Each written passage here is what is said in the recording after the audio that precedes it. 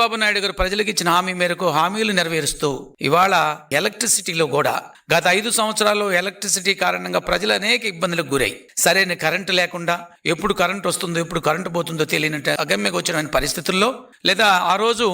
True up charges తోటి 5,000 కోట్ల రూపాయల పెనుభారం మోపి 9 సార్లు విద్యుత్ ఛార్జీలు పెంచి 2019-24 మధ్య గౌరవ ప్రతిపక్ష నాయకుడు ఆనాటి ముఖ్యమంత్రి జగన్మోహన్ రెడ్డికి ఈరోజు నెత్తి నోరు బాదుకుంటూ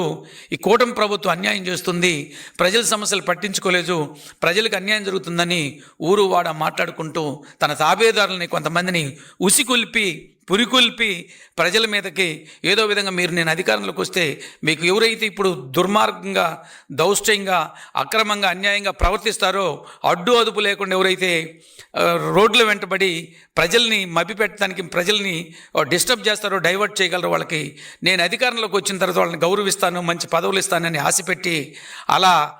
వాళ్ళని అచ్చోసిన ఆంబోతుల్లాగా రాష్ట్రం మీద వదిలితే వాళ్ళందరూ కూడా ఈ రాష్ట్ర ప్రభుత్వం ప్రజలకు అన్యాయం చేస్తుంది, అక్రమాలు చేస్తుందని నెత్తి నోరు బాదుకున్న సందర్భం. అయినా మీ మాటలు ప్రజలు విశ్వసించే స్థితి లేరు, మీ మాటలు నమ్మే స్థితి లేరు. ఎందుకంటే చంద్రబాబు నాయుడు గారు ఇచ్చిన హామీల మేరకు ఈ సూపర్ 6 పథకాలను అమలు జరుపుతున్నారు. దానిలో భాగంగా తిరిగి ఇవాళ రాష్ట్రంలో మీరు 5 సంవత్సరాల్లో ఎలక్ట్రిసిటీ పేరుతోటి ట్రూ అప్ ఛార్జెస్తో ప్రజల మీద భారం మోపి 5,000 కోట్ల రూపాయల అదనపు భారం మోపారు. 2019-24 మధ్య 9 సార్లు విద్యుత్ ఛార్జీలు పెంచి 32,000 కోట్ల రూపాయల ప్రజలకి ఎలక్ట్రిసిటీ భారం మోపారు. ప్రజలు చాలా తీవ్రమైనటువంటి ఆర్థిక ఇబ్బందులకు లోనయ్యారు. ట్రూ అప్ ఛార్జెస్ పేరుతో 4,497.8 కోట్ల రూపాయల భారాన్ని ఈరోజు చంద్రబాబు నాయుడు గారు తప్పించి రాష్ట్ర విద్యుత్ నియంత్రణ మండలి ఈ ట్రూ అప్ ఛార్జెస్ని కంటిన్యూ చేయడానికి అనుమతి ఇవ్వని కోరినా కూడా చంద్రబాబు నాయుడు గారు ప్రజల మీద ఏ ఒక్క రూపాయి కూడా భారం పడకూడదు,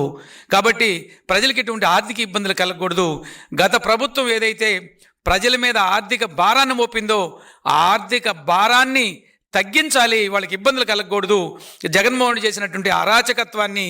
కొనసాగించకూడదనేటువంటి ఆలోచనతో ప్రజల సమస్యలను అర్థం చేసుకున్నటువంటి గౌరవ ముఖ్యమంత్రి చంద్రబాబు నాయుడు గారు ఈ ట్రూ అప్ ఛార్జెస్ని ట్రూ డౌన్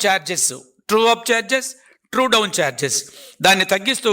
4,497.8 కోట్ల ట్రూ అప్ ఛార్జీలను తగ్గించి ఇవాళ ప్రజల మీద భారం పడకుండా ఈ నూతన సంవత్సరం కానుకగా 4,500 కోట్ల రూపాయల భారాన్ని తగ్గించినటువంటి